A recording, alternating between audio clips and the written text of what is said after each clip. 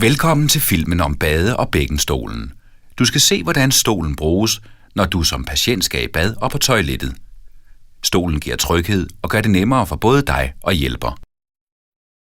Om lidt ser du en patient, der skal i bad.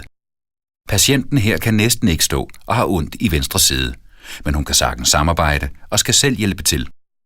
Hun skal forflyttes over i badestolen, som gør det nemmere og mere behageligt for hende at komme i bad. Ligesom patienten tager du fat i armlænet, og hjælperen guider dig over i stolen. Nu skal du se en patient, der skal på toilettet. Denne patient skal forflyttes over i bækkenstolen, så det er let og mere behageligt for hende at komme ud på toilettet.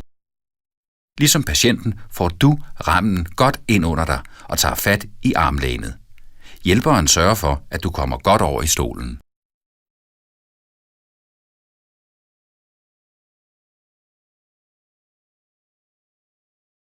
Så fjernes brættet og glidestykket, stolen hæves langsomt op, og der kommer benstøtter på.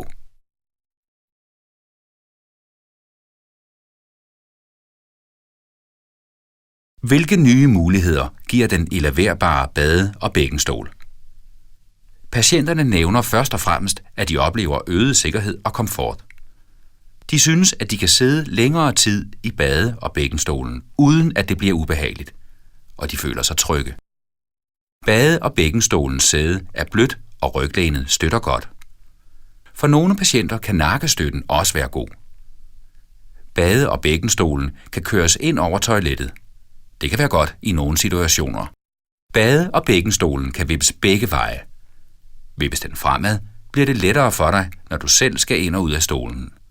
Vippes den bagud, bliver det lettere at sidde godt og sikkert bag i stolen. Det er nyt, at hjælper kan arbejde i samme højde, som du sidder i. Det betyder, at hjælperen spares for at bukke sig så langt ned, når du skal hjælpes. Du vil måske opdage, at du kan klare nogle ting selv, som ellers før var svære. Det kan for eksempel være at komme op i god højde til spejl og bruser.